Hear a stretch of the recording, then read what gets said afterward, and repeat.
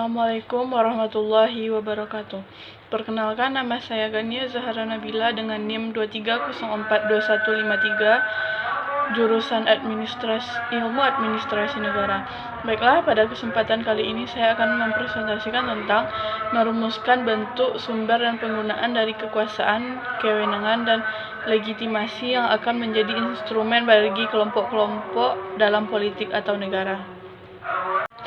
Pada dasarnya, kekuasaan dapat diartikan sebagai suatu kemampuan yang dimiliki oleh individu atau kelompok untuk mempengaruhi orang lain. Oleh sebab itu, bagi pemegang kuasa bisa dibilang memiliki tanggung jawab yang besar karena bukan hanya memberikan pengaruh terhadap seseorang, tapi juga bisa memberikan pengaruh terhadap orang lain. Selain itu, pengaruh yang diberikan dari pemegang kuasa bisa berdasarkan keinginannya atau untuk kepentingan bersama. Kekuasaan itu sendiri berasal dari jabatan pribadi atau dari garis keturunan. Dalam hal ini, jabatan pribadi bisa didapatkan ketika menjabat suatu organisasi atau lembaga yang dimana seseorang itu menjabat sebagai ketua. Ketika menjabat sebagai ketua, sudah seharusnya untuk memikirkan bagaimana caranya untuk memajukan sebuah organisasi atau lembaga tersebut. Maka dari itu, seorang ketua atau pemegang kuasa harus memiliki wawasan yang luas, sehingga bisa menemukan berbagai macam cara agar organisasi atau lembaga yang dipimpinnya dapat berkembang. Dalam Kamus Besar Bahasa Indonesia, legitimasi adalah keterangan yang mengesahkan atau membenarkan bahwa pemegang keterangan adalah betul-betul orang yang dimaksud atau kesahan. Sementara itu, legitimasi berasal dari bahasa Latin yaitu lex yang artinya hukum. Akan tetapi, dengan perkembangannya, legitimasi bukan hanya membicarakan tentang hukum yang ada di dalam sebuah peraturan saja, tetapi juga membahas hukum-hukum yang berlaku di masyarakat, seperti norma-norma dalam masyarakat.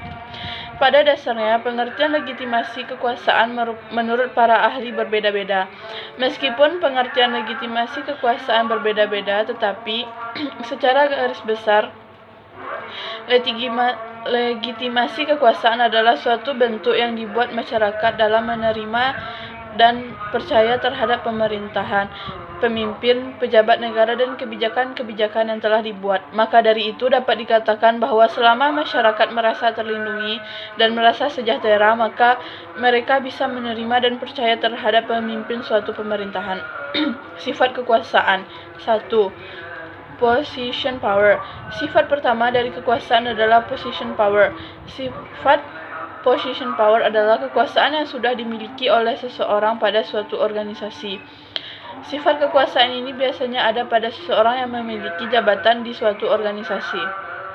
Dalam hal ini, jabatan yang dimaksud seperti ketua atau dewan pembina. Apabila seseorang sudah memiliki jabatan ketua, maka ia sudah memiliki kewenangan untuk mengatur dan mengarahkan anak buahnya. 2. Personal power. Sifat kedua dari kekuasaan adalah personal power. Sifat personal power adalah kekuasaan yang dimiliki oleh seseorang bukan di organisasi melainkan dalam hubungan sosialnya. Dengan kata lain, seseorang itu sudah memiliki jabatan di lingkungan masyarakat seperti jabatan RT, RW, kepala desa, dan sebagainya.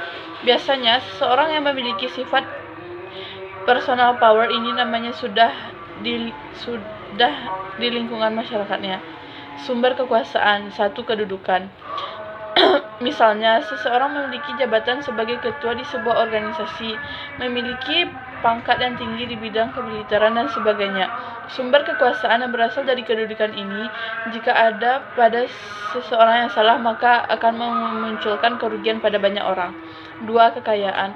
Kekayaan menjadi sumber kekuasaan kedua sudah menjadi hal umum jika kekayaan yang dimiliki oleh seseorang bisa menentukan apakah seseorang itu bisa berkuasa atau tidak. Pada umumnya, seseorang yang kaya dapat menguasai seorang politikus. 3. Kepercayaan. Sumber kekuasaan yang terakhir adalah kepercayaan atau agama. Dalam hal ini, seseorang yang sudah memiliki ilmu yang cukup tinggi dalam suatu agama akan dianggap bisa membimbing para umatnya. Cara mempertahankan kekuasaan. 1. Membangun dinasti politik. Suatu kekuasaan dapat dipertahankan dengan cara membangun dinasti politik.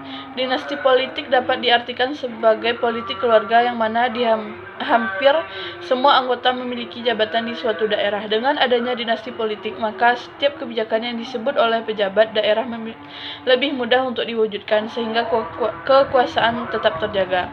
2. Tidak memberikan kebebasan kepada masyarakat. Bagi para pemimpin politik yang ingin mempertahankan kekuasaannya, bisa melakukannya dengan cara mengurangi kebebasan berpendapat kepada masyarakat. Dalam hal ini, masyarakat yang akan sangat sulit untuk memberikan kritik kepada pemerintah atau pemimpin politik.